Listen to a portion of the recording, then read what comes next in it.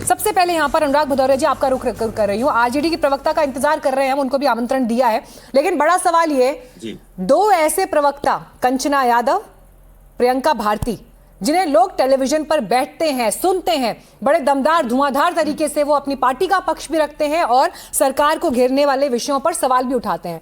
लेकिन सर, उन्होंने अगर एक ऐसा वीडियो शेयर कर दिया जो है ही नहीं नोएडा का, मध्य प्रदेश का है, क्या एक जिम्मेदारी के तहत कम से कम ऐसे विषय से जुड़े हुई बातों पर सोशल मीडिया पर लिखने से पहले, बोलने से पहले, टिप्पणी करने से पहले सोचना नहीं चाहिए? क्या एक बेसिक जिम्मेदारी का पालन नहीं होना चाहिए था? अब जो सवाल आपने पूछा उसका भी जवाब दूंगा, लेकिन सबसे बड़ा सवाल क्या है?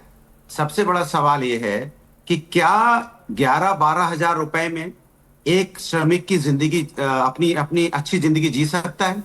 अगर वो अपने घर से जाएगा फैक्ट्री तो 60 से 70 रुपए कम से कम खर्च होते हैं, मतलब महीने के 1800 रुपए। अगर वो सब्जी लेगा कम से कम 2000 रुपए की सब्जी होगी। अब सोचो कन्वेंस उसका कन्वेंस 2000 होगा, दूध अगर 60-70 रुपए के हिसाब से लेगा तो 1800 का दूध हो जाएगा, 4-5 हजार रुपए का कमरा हो जाएगा, माने उसकी 11,000 रुपए तो यही हो गए। फिर बच्चों की फीस कैसे देगा? फिर आटा चावल दाल कैसे खरीदेगा? फिर कपड़े कहां से खरीदेगा? फिर अच्छे स्कूल बच्चों का एडमिशन कैसे करवा पाएगा? फिर मेडिकल जो उसको अगर हारी बीमारी होती है तो उसको कैसे अपना इलाज ठीक करेगा? आप 350 से 4 रुपए 350 से 400 रुपए न्यूनतम वेजेस देते हैं, तो क्या एक मजदूर इसमें अपनी जिंदगी काट सकता है? सवाल ये है। उसके बगल में दिल्ली है जहां 600 से 700 रुपए मिलते हैं, तो क्या दिल्ली और नोएडा की लाइफस्टाइल में फर्क है क्या? ये सरकार की जिम्मेदारी नहीं होती? इस गुड़गांव में जाइए तो भी वहां पे आपको ज्यादा वेजेस मिल रहा है। तो क्या ये न्यूनतम वेजेस की जिम्मेदारी विपक्ष की थी? विपक्ष ने रोक दिया था न्यूनतम वेजेस मत दीजिए। वो वीडियो की बात मैं आपसे करूंगा अभी, लेकिन ये वीडियो तब आए जब वो लोगों ने फर्जी वीडियो, कभी कभी ऐसा होता है कि आदमी से गलती हो जाती है, तो क्या जो आपके वीडियो चले थे वो फर्जी थे? जो वहां पे उपद्रवी अपना हल, जो वहां पे, मैं हिंसा का कतई समर्थक नहीं, पहले बता दे रहा हूं, हम हमेशा शांतिपूर्ण मांग की बात करते हैं। आपने मजदूरों के विषय में जितनी बातें रखी सर, अनुराग जी, किसको इससे इनकार है? बिल्कुल, मजदूर जिस समस्या का सामना कर रहे हैं उस समस्या से किनको इनकार है?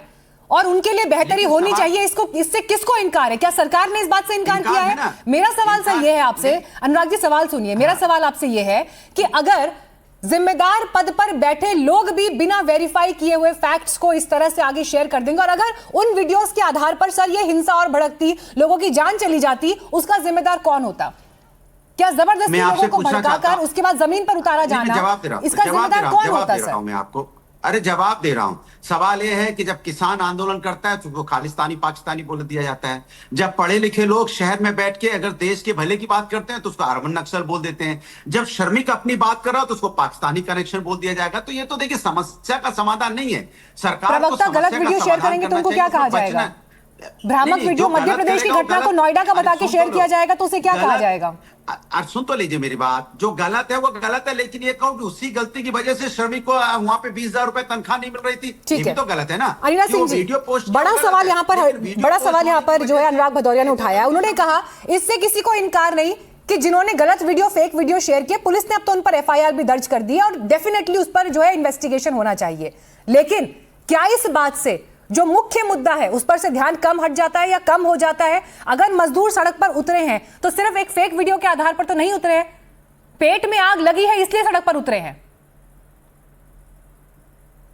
मेरी सभी को राम राम।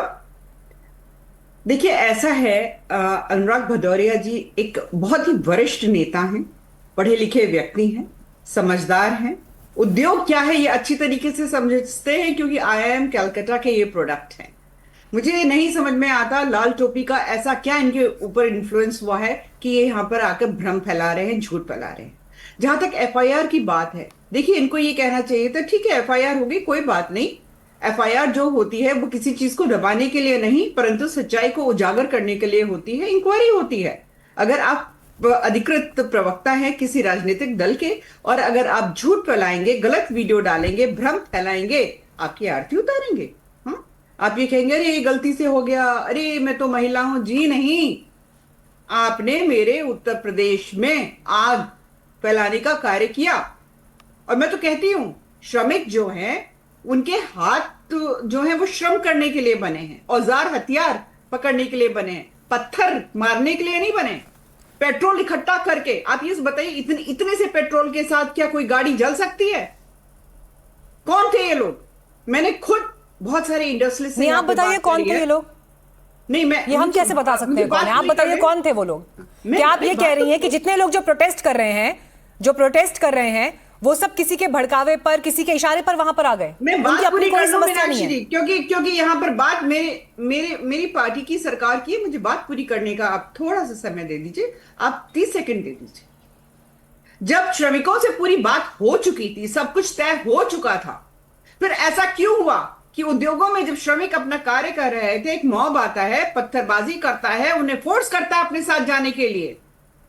एक तरफ आपके चैनल्स ने भी दिखाया हुआ है, सभी चैनल्स ने दिखा रहे हैं कि फलाना जो सोसाइटी है वहां की मेड्स जो है हड़ताल पर बैठी है। पत्थरबाजी कौन कर रहे हैं? किनके हाथों में पत्थर है? जो पुलिस ने उजागर किया है, फेक हैंडल्स कहां से आ गए? मिर्ची लेकर आओ, लाठी डंडा नहीं, उसके साथ साथ मिर्ची भी होनी चाहिए, पत्थर भी होने चाहिए, पेट्रोल भी होना चाहिए। क्या इरादा था भाई? ये तो मैं कहूंगी, साधुवाद दूंगी नोएडा के पुलिस प्रशासन का कि कंट्रोल कर लिया अनुराग गया। भदौरिया जी, ठीक है, वो रिस्पॉन्ड करना चाहते हैं इसमें। हाँ, बोलिए देखिए, अनुराग जी। सवाल ये हमने जो सवाल पूछा कि श्रमिक की मिनिमम वेजेज, उनकी अच्छी जिंदगी मैं के बारे उत्तर में देती तो कोई हूँ। जवाब नहीं मिला। दूसरा जवाब दे रहा हूं। सवाल यह है कि अगर लॉ एंड ऑर्डर खराब होता है तो पुलिस प्रशासन का इंटेलिजेंस डिपार्टमेंट क्या काम करता है? इसके मतलब पुलिस प्रशासन उत्तर प्रदेश में है ही नहीं, तभी इस तरह की घटनाएं हो जाती है, हिंसा भी हो जाती है। लेकिन पुलिस प्रशासन अपनी नाकामी छुपाने के लिए ये दूसरों के कंधे का इस्तेमाल करना। मैं कहता हूं, मैंने बात मान ली, अगर इस तरह की घटना जब वहां पे जिस तरह से आप बता रहे हैं, मिर्ची पाउडर और ये सब वगैरह वगैरह, जो इतना हिंसा होने की बात, मैंने पहले बोल दिया मैं हिंसा का समर्थक नहीं हूं, मैं शांतिप्रिय प्रदर्शन की बात करता हूं। लेकिन ऐसे लोग आ गए, फिर आपको पता क्यों नहीं चला? अभी एक यहाँ प्रवक्ता महोदय बैठे हैं आपके, सुनिए एक सेकंड। लोकल इंटेलिजेंस फेल हुआ, ये तो पहले ही दिन दिखाई दे गया ना अनिला जी। ठीक है, लेट हर आंसर। एक सेकंड। एक और बैठे हुए यहाँ पे भारतीय जनता पार्टी का गुणगान करने के लिए, अभी गुणगान करेंगे, वो श्रमिक की बात नहीं करेंगे, बीजेपी गुणगान करेंगे। वो कह रहे थे पता है क्या? नहीं, वो क्या करेंगे वो छोड़ दीजिए अनुराग जी, आप क्या नहीं, मैं तो पहले अनिला जी से जवाब लूंगी ना। अनिला जी इस पर बात बताएंगी। आप कह रहे हैं ना लोकल इंटेलिजेंस फेल हुआ, उस पर जवाब तो लेने दीजिए। अनिला जी, पहले ही दिन जिस तरह से वहां पर भीड़ इकट्ठी हुई, क्या कोई जानकारी नहीं मिल पाई कि ऐसे मॉब आने वाला है और 80 से ज्यादा जगहों पर तोड़फोड़ हो जाएगी, वहां पर आगजनी की घटनाएं घटेंगी? इसका लोकल इनपुट क्यों नहीं मिल पाया लोकल मैं यहाँ इंटेलिजेंस पे को? 3 बात कहने जा रही हूँ, जो अनुराग भदौरिया जी ने भी कहा, उनमें से एक बात आप भी कह रहे हो। मैं 3 बात यहाँ पर कहना चाहती हूँ। सबसे पहले, अगर मैं ये कहती हूँ कि पुलिस की जो इंफॉर्मेशन है, जो इंटेलिजेंशिया है, अगर वो पुख्ता नहीं होता तो यहाँ लाशें बिछाने का इरादा था। ये टूल किट का हिस्सा है, लाशें बिछती यहाँ पे। जो आगजनी हुई है, जो आर्सनरी हुई है, मतलब आपको लगता है कि कोई श्रमिक एनआरकी और आर्सन में विश्वास करेगा? तो यहाँ पर क्योंकि टाइमली जो कंट्रोल हुआ है वो इनपुट्स की वजह से ही कंट्रोल हुआ है। दूसरी बात यहाँ पर, एक second hold on Anurag ji, क्या बात है? इतनी तो आपकी प्रशंसा करती हूँ मैंने, IIM का कलकत्ता प्रोडक्ट है, इंडस्ट्री को समझते हैं, तो थोड़ा सा शालीनता दिखा दीजिए ना। वो जरूरी थोड़ी ना हर वक्त ये लाल रंग में आप रंगे रहते, हरा कुर्ता पहन के। अरे मैडम बोलिए, सच बोलिए। देखिए ऐसा है, दूसरी बात चिल्ला चिल्ला कर कह रहे थे, इन्होंने मेरी बात का उत्तर नहीं दिया, वेजेस की बात नहीं करी थी। अरे भैया, श्रमिकों की जो वेजेस की डिमांड थी वो तो मान ली गई थी ना। और दूसरी बात ये मैं बता देती हूँ, ये वो पार्टी है जो केवल और केवल गुंडा टैक्स वसूला करती थी। इनका उद्योग अपहरण का उद्योग हुआ करता था। नोएडा की वासी हूं, उद्योगों में ताला लग गया था। और मेरी सरकार जो गरीब और मजदूरों को क्या क्या दे रही है, वेजेस तो दे ही रही है, उसके अलावा घर दे रही है, शौचालय दे रही है, फ्री की शिक्षा दे रही है, फ्री का इलाज दे रही है, ठीक है, फ्री का राशन दे रही है। अब मैं थोड़ा सा और इसमें पर्सपेक्टिव जोड़ना चाहती हूँ। हर्षवर्धन त्रिपाठी जी, अब आपने दोनों तरफ की बातें सुन ली सर, लेकिन मेरा यहाँ पर बड़ा सवाल ये है कि मजदूर अगर सड़क पर उतरे हैं तो कुछ तो अपनी तकलीफें हैं जिसकी वजह से सड़क पर उतरे हैं। कई बार जब इस तरह के आंदोलन होते हैं, उनमें कुछ और लोग अपनी राजनीतिक रोटियां सेकने के लिए आ जाएं या अपने हितों के लिए जुड़ जाएं या पीछे से आग लगाने के लिए आ जाएं, तो सर ये इससे पहले भी हमने देखा है, हुआ है। लेकिन इस परिस्थिति में आज ये कहना कि मजदूर जो है वो किसी ना किसी के बहकावे पर ही आ गए वहां पर, यह बात किस हद तक सही है?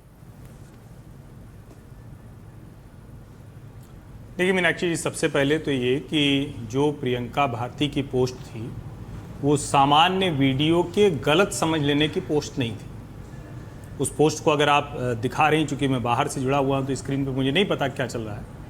वो पोस्ट साफ साफ मध्य प्रदेश का वीडियो था, वो एक अलग विषय है, ठीक है गलती हो सकती है, चलिए मान लिया। उसमें लिखा क्या था? उसमें लिखा था ज्ञानेश कुमार की बेटी डीएम मेधारूपम। इसका मतलब जो विपक्षी दल हैं, राष्ट्रीय जनता दल के लोग या जो दूसरी पार्टियों के लोग हैं, उनके मन में दूसरी तरह की चीजें हैं। बिहार में चुनाव हारी राजनीतिक तौर पर, लोकतांत्रिक तौर पर राष्ट्रीय जनता दल, और उसमें मुख्य चुनाव आयुक्त और उनकी बेटी इस तरह से कहना, यह मंशा दिखाता है और यह दिखाता है कैसे अफवाह, झूठ, भड़काना, जो दंगा कराने की स्थिति है वो कराया जाता है। अब वो पोस्ट डिलीट कर दिया, जब यूपी पुलिस ने एफआईआर कर लिया तो वो पोस्ट डिलीट कर दिया, लेकिन ये मंशा दिखाता है। तो जो आप कह रहे हैं कि कौन लोग थे, इससे आपको आसानी से समझ में आएगा। इसका मतलब इन राजनीतिक दलों के लोग जमीन से लेकर सोशल मीडिया तक ये काम कर रहे थे, नंबर 1। नंबर 2, ये श्रमिकों की जो मांग है वो बिल्कुल जायज है। श्रमिक अपने जो श्रम है, उसका वेतन, उसका भत्ता, उसका बोनस, उसकी साप्ताहिक छुट्टी, ये 3 दिन पहले डीएम के साथ जो बैठक हुई थी, जिसमें श्रमिक प्रतिनिधि भी थे, उद्योग संगठन के प्रतिनिधि थे, वो तो मान लिया गया था सब। फिर परसों क्यों दंगे की स्थिति बनी, और वहां पर पुलिस की पूरी तरह से नाकामी है कि उसको आप क्यों उस दिन नहीं समझ पाए। इतनी गाड़ियां जल गई, इतने ईंट पत्थर चले। और जरा सोचिए, जिस फैक्ट्री में आप काम करते हैं उसी फैक्ट्री को आग लगा देंगे। ये कलकत्ता और कानपुर का मॉडल हो जाएगा जो कम्युनिस्टों ने किया पूरे देश में। और इसमें ढेर सारे वामपंथियों से जुड़े हुए संगठन सामने आ रहे हैं, जिनका न मजदूर से लेना देना, न मजदूरी से लेना देना।